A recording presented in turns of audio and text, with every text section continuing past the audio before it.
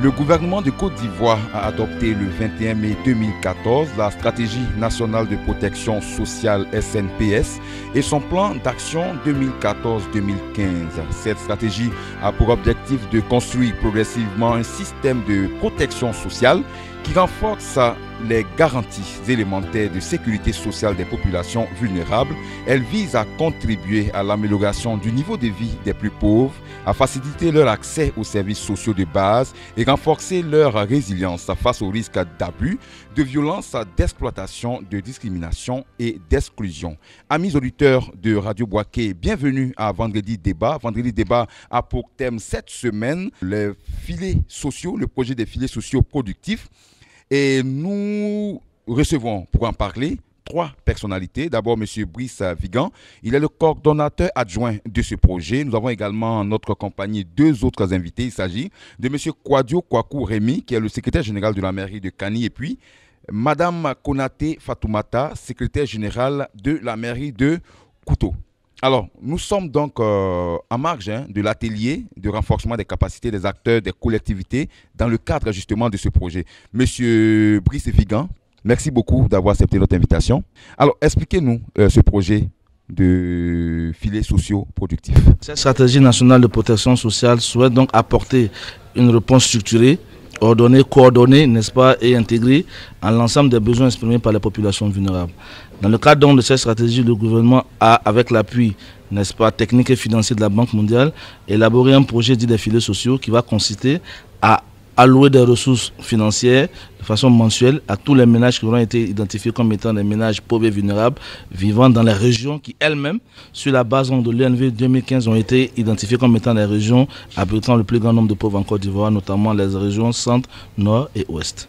Alors c'est donc les administrateurs des collectivités décentralisées de ces zones touchées qui sont ici à Boaké pour cet atelier. Tout à fait. Il faut dire que dans le cadre de la préparation de cette activité, nous avons donc opté pour un échange, n'est-ce pas, anticipé avec l'ensemble des acteurs qui sont appelés à jouer un rôle de premier rang dans la mise en œuvre de ce projet. Nous étions avec les sous-préfets de ces différentes localités au mois d'août. Bien avant, nous avons également rencontré les préfets de région, les directeurs régionaux des différents ministères impliqués, famille, santé, affaires sociales, éducation, pour également créer ce cadre de collaboration-là avec eux pour, n'est-ce pas, faciliter la mise en œuvre de ce projet. Aujourd'hui, donc, comme vous l'avez bien signifié, c'est autour donc, des secrétaires généraux des mairies qui, comme leur dénomination l'indique, sont des acteurs centraux, des acteurs clés donc dans l'animation et la vie donc des collectivités décentralisées dans le système que la Côte d'Ivoire a adopté. Et ces acteurs-là donc vont également jouer un rôle très important dans la mise en œuvre de ce projet des filets sociaux. Alors, je reviens à vous tout à l'heure, M. Brice Vigan. Je rappelle que vous êtes le coordonnateur du projet de filets sociaux productifs. Je vais passer la parole à M. Kwadio Kwaku Rémy, secrétaire général de la mairie de Kani. Vous êtes participant, mais avant de vous prononcer sur l'atelier, dites-nous quel est le niveau le constat à Kani sur la pauvreté, le niveau de pauvreté de vos populations à Kani. Merci. Kani ne sort pas du cadre général de la souffrance des populations ivoiriennes.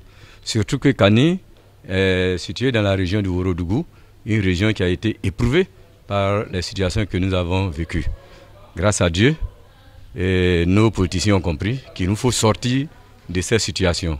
Et nous sommes en train de sortir progressivement. Mais je peux vous certifier que nos populations souffrent encore. Le taux, moi je ne parlerai même pas de pauvreté, le taux de paupérisation, puisque toute la communauté souffre en même temps. Vraiment, il faut que nous puissions agir assez rapidement. Voilà, merci beaucoup. On va aller plus au nord. On va quitter la région du Ourodougou pour celle de la Bagoué, où nous allons retrouver bien sûr notre troisième invité, sinon, Mme Konaté Fatoumata, également secrétaire générale de la mairie de Kouto. Et à Kouto également, la pauvreté se fait sentir. Quelles sont les activités que mènent généralement ces populations à la base? C'est une population agricole, donc l'activité de ces populations-là se limite principalement pendant la saison pluvieuse. Après cette saison-là où les cultures sont finies, la population devient presque inactive parce que pendant la saison sèche, il n'y a presque rien.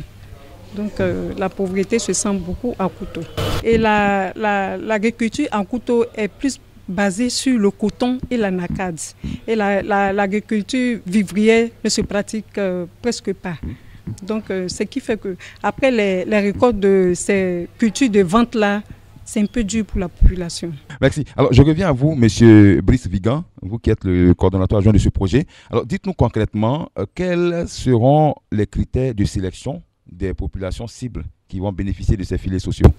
Je crois que c'est une question essentielle autour de laquelle donc va être structurée la seconde composante donc, de ce projet.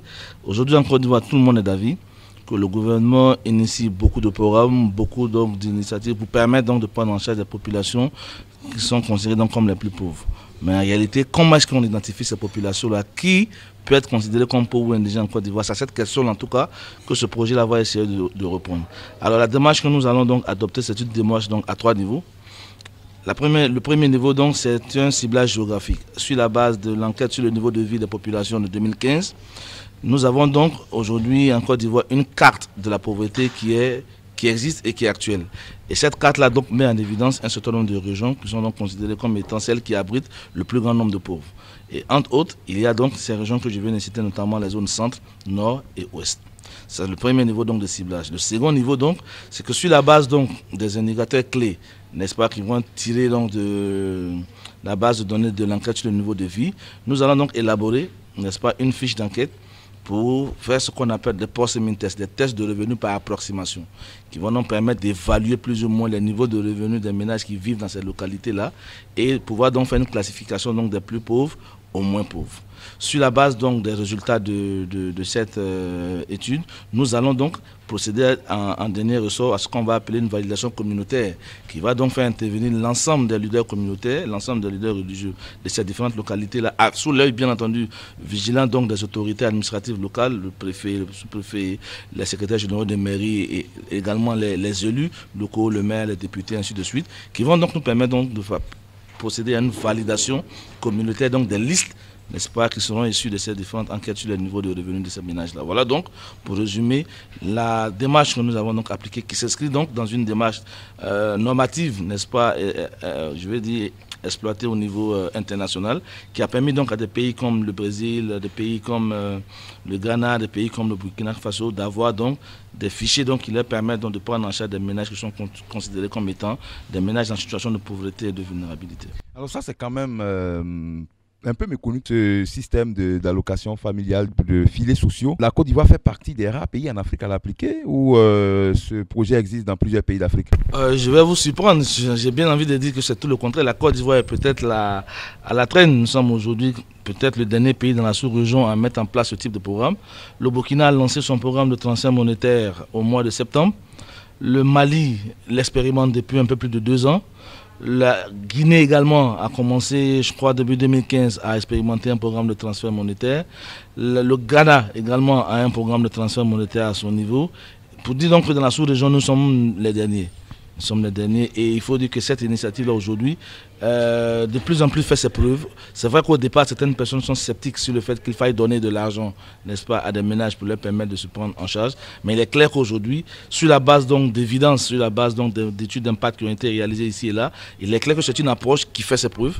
Surtout que ces ménages-là ne vont pas bénéficier simplement d'une allocation financière. Elles vont, n'est-ce pas, être prises en charge dans le cadre, n'est-ce pas, d'un ensemble de mesures qui vont être développées autour de ces ménages-là pour leur permettre donc d'améliorer leurs conditions de vie et leurs conditions donc d'existence. Je crois que dans le contexte actuel, il faut donc considérer que ça va être donc un projet pilote qui va couvrir la période 2016-2020 et donc à l'horizon 2020 on pourra donc tirer les enseignements et voir comment est-ce que le gouvernement pourra donc mettre à échelle donc cette expérience-là qui, nous l'espérons, va permettre donc d'améliorer significativement les conditions de vie des ménages bénéficiaires.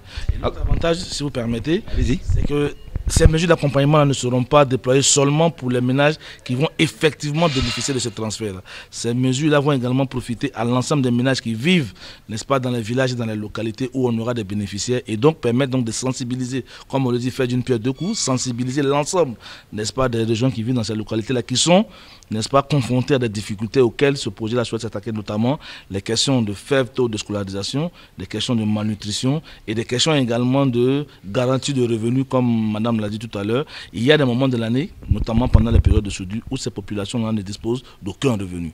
Ce projet-là va donc permettre donc d'assurer donc un minimum de revenus à ces ménages-là pendant donc ces périodes de soudure-là et leur permettre donc d'appréhender la vie avec beaucoup plus d'espoir. Alors, ce que je veux savoir, pour ce projet pilote, combien de ménages seront concernés? Combien chaque ménage recevra? Et puis, quelle est l'enveloppe qui est allouée pour ce projet pilote? Je vais répondre sur votre point de chute. L'enveloppe globale, donc, c'est une enveloppe de 25 milliards de francs CFA. Et le gouvernement également a décidé donc d'y apporter une contribution supplémentaire de 2 milliards 5, ce qui fait donc que globalement, c'est 27 milliards 5 qui vont être investis dans ce projet. Et c'est 35 000 ménages bénéficiaires directs qui sont concernés par ce projet de transfert monétaire, qui vont donc recevoir mensuellement pendant toute la durée du projet 12 000 francs, n'est-ce pas? Et les paiements vont être effectués sur une base trimestrielle. Du coup, c'est 36 000 francs que ces ménages-là recevront tous les trimestres. Et au-delà donc de ces 35 000 ménages bénéficiaires directs, nous espérons enrôler environ 105 000 ménages, n'est-ce pas, qui vivent également dans cette localité-là, pour leur permettre donc de bénéficier de tout ce dispositif d'accompagnement qui va être mis en place donc en termes de sensibilisation, d'encadrement, de formation et de, n'est-ce pas, de renforcement des capacités des ménages qui vivent dans ces localités-là, pour leur permettre, n'est-ce pas, de sortir de façon définitive du cercle vicieux de la pauvreté.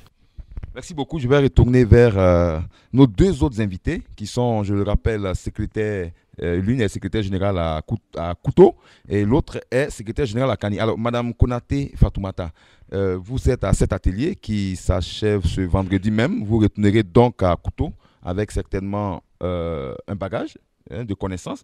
Alors, que comptez-vous faire une fois à Kouto pour pouvoir aider à appuyer ce projet? Pour pouvoir mener à bien ce projet, je crois que d'abord, il faut une sensibilisation. Une sensibilisation au niveau même des autorités municipales. Et ensuite, une sensibilisation au niveau des leaders communautaires. Je vais parler des chefs de canton, des chefs religieux et tout, pour pouvoir cibler d'abord les personnes intéressées. Parce que si d'avance, on décide d'aider les pauvres, on ne pourra pas aider tous les pauvres de la commune. Il faut peut-être cibler les personnes les plus démunies.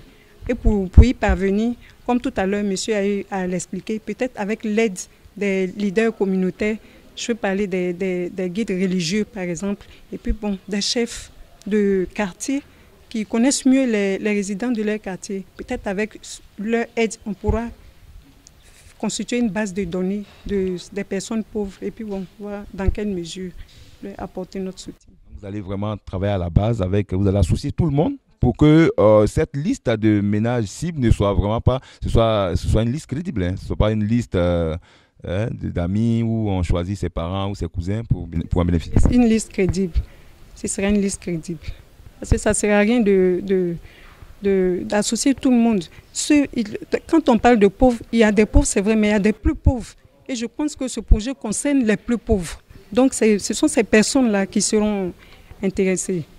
Vous êtes une femme, vous êtes donc bien placée pour nous en parler. Dans ce lot de pauvres à Kouto, est-ce qu'on peut estimer la dominance du genre, les femmes?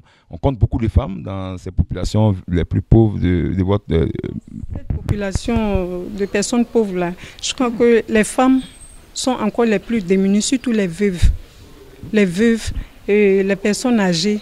Bon, moi, je ne suis pas de la région, mais quand je vois une femme âgée qui a presque tous les cheveux blancs, qui a quand même une daba qui va au champ, qui est obligée de se nourrir encore à la sueur de son front, une femme très âgée, je pense qu'à une telle personne, on peut quand même apporter un soutien.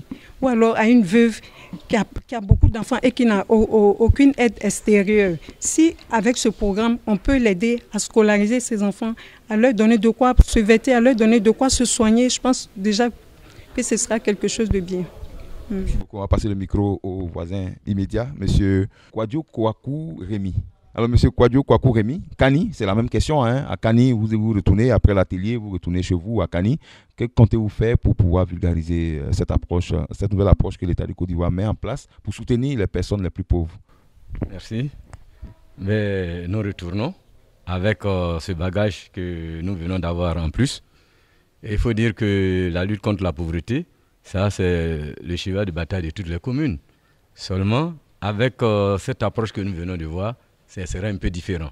Et c'est pourquoi en amont, nous devrons mettre en place un comité de sensibilisation, un comité multisectoriel, pas un comité pour faire plaisir à qui que ce soit. Et je suis tellement content de la méthode de ciblage, parce que c'est ce qui a manqué aux autres projets et qui ont été voués à échec. La méthode de ciblage fera de telle sorte que nous ne puissions pas prendre n'importe qui. Parce que nous allons faire d'abord un premier ciblage, et puis on va trier, et puis à partir d'autres critères, et jusqu'à ce que nous ayons la population, cible la population qui a besoin. Et ça me va droit au cœur, j'adhère à cela. Ensuite, les autres projets sont morts parce que l'argent passe à travers plusieurs mailles. Et lorsque l'enveloppe s'en va, ça s'affaisse pour ne pas arriver. Les billets disparaissent en cours de chemin. Ah ben écoute, nous brassons cela et nos mains font disparaître quand même à faire ces enveloppes. À ce projet, j'ai dit qu'il est viable. D'abord, il constitue une première pour la Côte d'Ivoire. Et puis ensuite, le fait que nous ne prenons pas le même itinéraire, l'argent ne va pas prendre le même itinéraire. Expliquez pour nos auditeurs, on ne comprend pas, l'argent ne va pas prendre le même itinéraire. Ça veut dire qu'il y a un procédé qui est plus concret, plus crédible que les autres projets, vous voulez dire? Je dirais plus pratique. Comment expliquer, comment ça se passe? Il s'agit du transfert. Du transfert qui fait que l'argent ne passera pas par la main du SG, ni du comité ou d'un préfet. Ou... Transfert directement sur le compte des bénéficiaires. Du ménage ou des ménages. Voilà. Et à terme, bon, nous pouvons aller leur demander, est-ce que vous avez reçu, bon, et puis être constamment auprès d'eux pour que cet argent soit utilisé à bon escient. Ça crédibilise aussi parce qu'il y a la traçabilité. Quand on a fait un virement, le virement il est fait, on peut facilement le vérifier. Très bien. Et si d'aventure, je ne souhaite pas, mais si cet argent n'arrive pas à destination, on peut voir à quel niveau se trouve la responsabilité. Et je pense que pour un tel projet, le gouvernement s'est pleinement investi et que le gouvernement ne va pas bandiner pour les petits malins qui vont faire que les enveloppes ne vont pas parvenir à leur destinataire. La même question aussi que j'ai posée à Konaté, la place des femmes dans cette lutte contre la pauvreté là-bas à Kani, la proportion aussi en matière de genre. Mais les femmes souffrent. Lorsque nous parlions tantôt de toutes les formes de souffrance collective et individuelle, ça se ressent au niveau des femmes de Kani. Elles sont dans une zone agricole, mais n'ont pas d'exploitation, de culture rapportant, comme au niveau des zones, je vais parler bien sûr de l'Anaka, du coton, et avec Kani, nous sommes producteurs de cacao. Dans cette région, on a eu l'occasion de visiter, lors de la visite d'État, on a vu pas mal de champs de cacao dans la région. Et c'est une bonne chose, hein, ça va aider à lutter aussi contre la pauvreté. Oui, c'est une bonne chose, mais les femmes n'en bénéficient pas. Les femmes exploitent des bas-fonds. Des bas-fonds, et c'est au prix de leur force, de leurs muscles, qu'elles arrivent à tirer de ces bas-fonds-là quelque chose. C'est peut-être la monnaie qu'ils ont, c'est de suffisance. Les femmes sont pauvres et c'est pourquoi nous avons approché M. le maire et qui a accepté que nous mettions en place un projet pour ces femmes de bas-fonds, leur procurer ne serait que des intrants et aller chercher un spécialiste pour être auprès de ces femmes afin qu'elles rentabilisent leur bas-fonds. Il faut que les mairies continuent de jouer leur rôle régalien. Nous n'allons pas laisser ces femmes. Surtout que nous venons d'avoir des outils nous permettant de mener à bien notre rôle. Et les femmes et les jeunes seront bel et bien prises en compte. En tout cas, ce qui rassure certainement M. Brice Vigan, de savoir que les administrateurs des services décentralisés sont vraiment au parfum du projet et sont prêts à déployer. On va, avant de continuer, noter aussi qu'à Kani, à Morondo, on a de grandes cultivatrices. La première productrice de coton de Côte d'Ivoire vient de Morondo. On a eu l'occasion certainement d'en parler. Donc, il y a quelques rares. Madame Konaté, Fatoumata va ajouter quelque chose? À Kouto, les femmes ne sont pas autorisées à cultiver le coton ni l'anacade. Ça c'est spécialement destiné aux hommes. Mais pourquoi? C'est une exclusion. C'est culturel. C'est culturel. C'est une raison, pour des raisons culturelles. peut-être, M. Vigan, peut-être avant de continuer, vous allez vous prononcer là-dessus. Hein, parce qu'on a eu ce même cas à Bundiali, où un barrage hydro-agricole qui a été créé, et les époux empêchaient leurs épouses d'avoir des parcelles parce que, selon eux, si elles deviennent autonomes, elles vont avoir les yeux vers d'autres hommes. Bon, c'est une raison qui nous a fait rire quand même, mais il est important qu'on en parle parce qu'ils sont aussi à l'écoute de cette émission. Interdit aux femmes de faire des cultures de rente sous prétexte qu'elles seront trop riches. Je pense qu'au XXIe siècle, c'est des idées quand même qui donnent à réfléchir. Oui, c'est clair qu'aujourd'hui, dans la réalité sociologique de la Côte d'Ivoire, il y a encore des pratiques, n'est-ce pas, qui relèvent donc de temps anciens. Il n'y a que par la sensibilisation que ces questions-là pourront être réglées, ces barrières-là levées, pour permettre donc à ces ménages-là de pouvoir donc s'ouvrir vers d'autres horizons, vers d'autres opportunités. Et c'est aussi en partie ce à quoi ce projet-là également veut s'attaquer. J'ai parlé tout à l'heure donc de mesures d'accompagnement donc qui vont entourer donc l'ensemble des bénéficiaires de ce projet, qui vont donc, n'est-ce pas, pour l'essentiel, être structuré autour donc de campagnes de sensibilisation, n'est-ce pas, de renforcement des capacités, de formation, ainsi de suite, pour permettre donc de lever un certain nombre de difficultés qui, en réalité, sont des facteurs aggravants aussi de la pauvreté. Parce que si on empêche des femmes d'exercer ce genre d'activité, c'est clair que si ces activités sont celles qui peuvent permettre donc d'améliorer leurs conditions de vie dans la localité, et en fonction donc des réalités socio-culturelles donc de ces localités-là, c'est clair qu'on va forcément appauvrir ces femmes-là. Et donc, il faut, comme Madame l'a dit, donc, pouvoir lever ces obstacles avec donc, des campagnes de sensibilisation des différentes parties concernées. On va rester avec vous, Monsieur Brice Vigan. Je rappelle que vous êtes le coordonnateur adjoint du projet de filets sociaux productifs. Alors, certainement que nos auditeurs ont des interrogations à l'heure où nous parlons. Ils veulent bien savoir quand est-ce qu'ils pourront toucher, pour les plus pauvres, leur premier filet. Le coordonnateur national du projet, M. Kone Kipea Brahim, parfois nous dit que c'est vraiment à cette question-là et à ce défi-là que nous serons plus ou moins évalués. Aujourd'hui, on a beau parler de méthodes de ciblage, de processus de ciblage, mais in fine, si les ménages bénéficiaires, n'est-ce pas, n'ont pas une idée de quand tout ça va se faire, c'est clair qu'à un moment donné, nous allons donc perdre de notre crédibilité. Nous ambitionnons donc que les premiers transferts puissent intervenir au cours de l'année 2016, mais en amont, nous souhaitons donc travailler avec l'ensemble des acteurs impliqués, secrétaires généraux, préfets, sous-préfets, ainsi de suite, pour, n'est-ce pas, mener ce processus de ciblage de façon objective. Parce que vous convenez avec moi qu'il s'agit d'argent. Si le processus est bâclé, in fine, on va créer plus de problèmes, n'est-ce pas, que de solutions qu'on veut apporter. Il est donc bon que tous les acteurs qui interviennent dans l'antenne s'accordent, comme l'a dit M. Rémy, sur le processus d'identification. Et comme Madame l'a dit également, que nous ayons des listes consensuelles, n'est-ce pas, des listes consensuelles qui vont donc permettre donc de renforcer la cohésion sociale et de renforcer donc de renforcer donc les conditions de vie de ces populations qui vont bénéficier sans, n'est-ce pas, créer d'autres formes de problèmes qui seront donc liés à un processus de ciblage qui aura été bâclé un temps.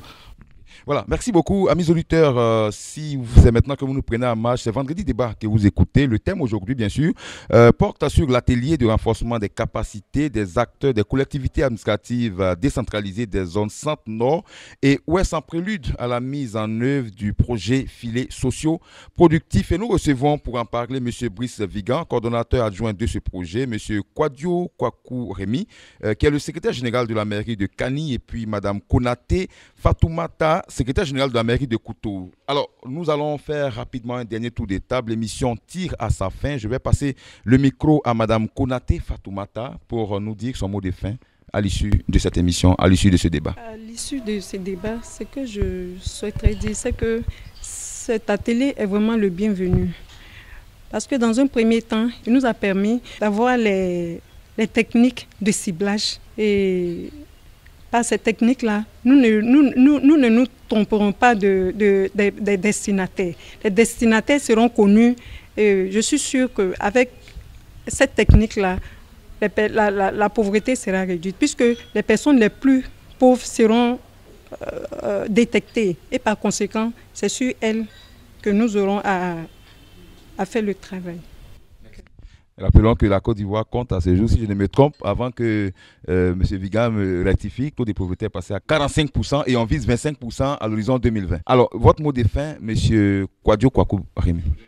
Je voudrais réitérer encore mes remerciements à nos formateurs, réitérer mes remerciements au ministère et au gouvernement tout entier.